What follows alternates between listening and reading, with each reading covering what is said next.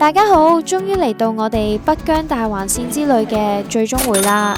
呢10日我哋坐住部7人車，由烏魯木齊出發，經歷過阿勒泰、和木村、喀納斯、獨山寺、賽里木湖、伊靈同恰西森林。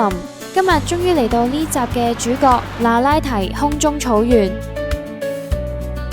之後仲會經傳說中嘅獨庫公路返烏魯木齊。事不宜遲，即刻同大家一齊睇靚景 ，Let's go！ 一起身見到大太陽，心情即刻靚晒。間酒店房係唔錯嘅，不過個早餐就算啦。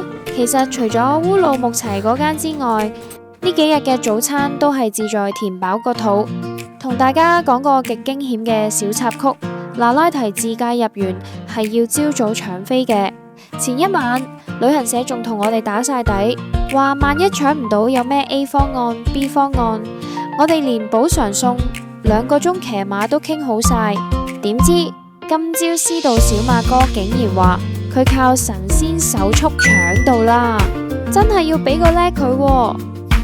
早上開車排隊入園都用咗啲時間，經過彎彎曲曲嘅山路，見到好似新鮮抹茶咁靚嘅大草原，仲有深綠色嘅樹林，靚到好似跌咗入童話世界咁。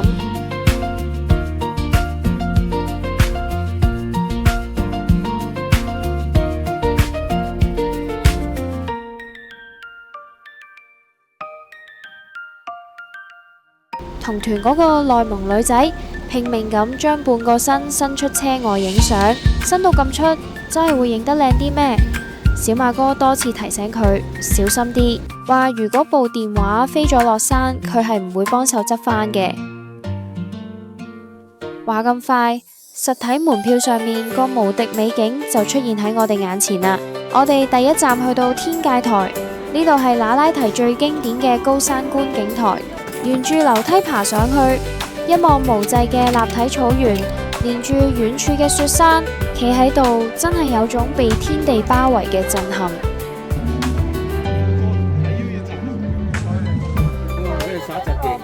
路邊有唔少人做生意，好似10蚊鋪10分鐘小羊，同埋騎駱駝影相。呢啲小羊全部都係出世幾日就出嚟營業，啲羊 BB 全部眼瞓到釣魚咁，我就忍唔住問個攤主：來，保養拍照，某某免費的，某某免費，好，某一包免費的。好的，好。他們在睡覺嗎？沒有睡，羊白天不睡。白天吓？我真係無言以對。他收成幾天？我有隻角啊！哎呦！你們包嗎？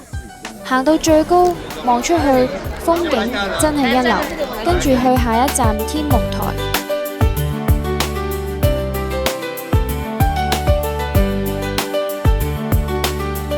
呢度有傳統服飾出租兼大草原旅拍。小馬哥帶我哋去咗間299蚊包化妝 set 頭、服裝同10張徵收相嘅鋪頭，仲幫我哋爭取多一套衫換。其實自己套衫都唔使除，就咁笠套民族服上去就搞掂。搓到這個，你看我腳這，來看這啊，頭往那邊倒一點，左手抓着辮子，這個轉臉，慢慢轉，不用動了，不是看我，轉臉，從左邊轉，再轉，然後頭往左邊倒一點，對，抬頭，閉上眼睛，好，經過一輪優質指導擺 pose 之後，大家可以睇下啲相，佢會俾埋原相你，執完會瘦啲同鮮豔啲，睇下大家又中意邊一種風格啦。下一站去游牧人家入面，傳說中嘅網紅橋，見到入面條人龍，冇1個鐘都走唔甩，我哋梗係費事排，沿路行入去，其實仲有好多木橋可以影，人少啲之餘，樹林、小橋流水，仲有一大片草原，畫面一樣咁靚。今日個太陽真係好曬，但又唔會覺得好熱。6月那拉提維持20幾度，撞正好天氣，隨便攞部手機出嚟影，張張都係大片。之後去河谷草原，就係報團時送返嚟嗰1小時騎馬，以為只係喺大草原平地騎下就算，點知又係要上山落山。騎騎下發現我叔叔竟然自己一個人騎緊一隻馬，真係大膽啦！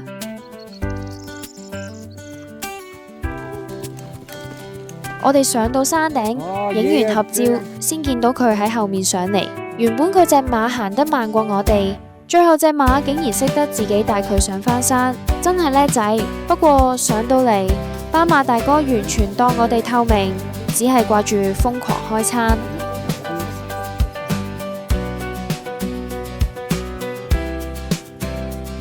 落返山之後，今日未完㗎，我哋去最後一個景點。國家4A 級觀光園花海那拉提，呢度除咗有一望無際嘅花海可以打卡，園區仲好豐富，你可以抱住長大咗少少嘅小羊影相。門冇關好，佢哋係會識得走路㗎。偷跑了，爆了，你已經爆了，已經爆了。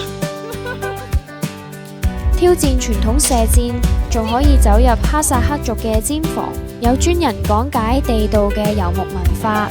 然後像這個西長木杆呢，叫做烏克，它是支撐起氈房一個散狀群體的結構，也是氈房和蒙古包的一個區別。可以看到有很多的口袋啊，是起到一個收納的作用。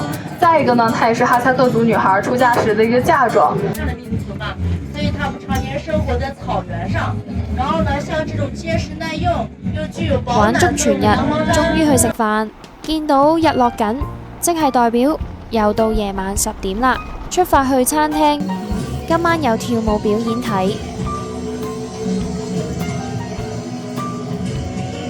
小馬哥幫我哋點咗道招牌手撕羊肉。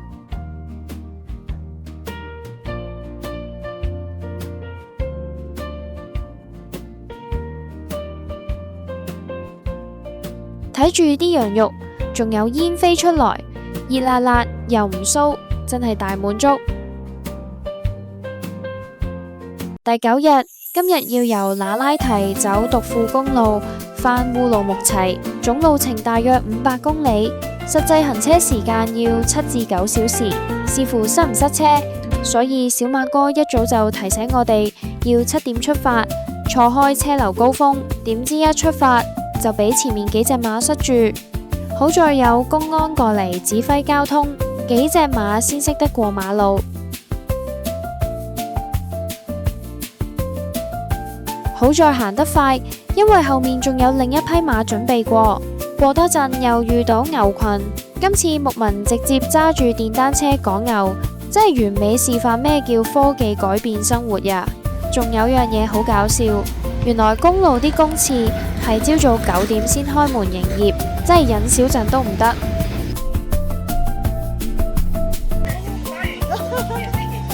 途經多個觀景台，喺高山草原會見到呢支蘇魯定。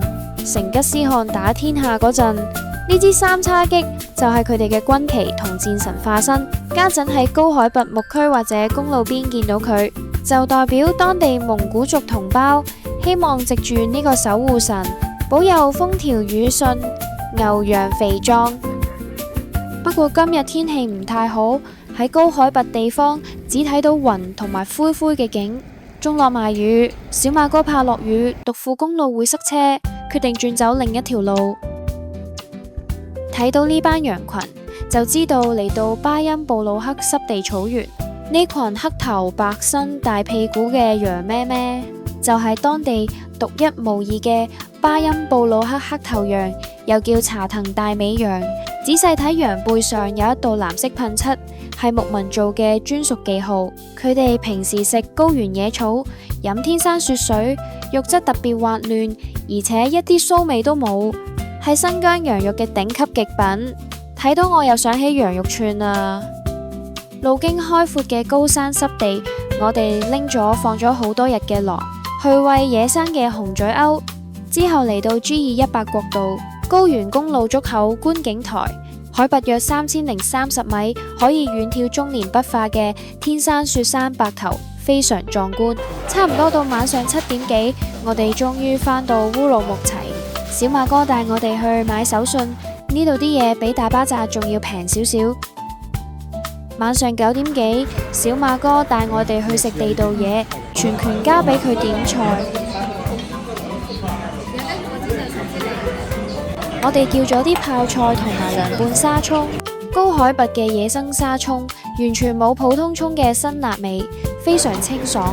主菜登場，新疆傳統銅鍋土火鍋，上面鋪滿晒手工炸丸子、炆羊肉、夾沙肉同牛肚，底湯係用羊骨熬嘅原汁清湯，仲有香噴噴嘅羊肉串。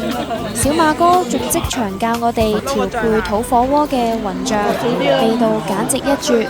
整個北疆之旅就喺呢餐完美嘅晚餐中圓滿結束。第10日瞓醒，有送機司機送我哋去機場，我哋返香港啦。今次北疆10日大環線正式圓滿結束，以為個 trip 咁就完，未算啊！返到香港冇幾耐，竟然收到個超重嘅神秘速遞，一打開，哇！原來係小馬哥由新疆寄過嚟嘅鮮果盲盒，有超級巨無霸嘅正宗新疆哈密瓜，同埋一大盒當季嘅小紅杏，又軟糯又清甜，真係甜到入心。呢個旅程由阿勒泰嘅童話世界、喀納斯嘅碧波湖水、賽里木湖嘅絕景，到那拉提嘅廣闊草原，每一個畫面都太難忘。唔知大家睇完呢幾集最心動係邊個景點呢？留言話我知啦。如果你中意我哋呢次嘅旅程，記得撳個 like、share 俾朋友，同埋 subscribe 我哋個 channel。我哋下個旅程再見，拜拜。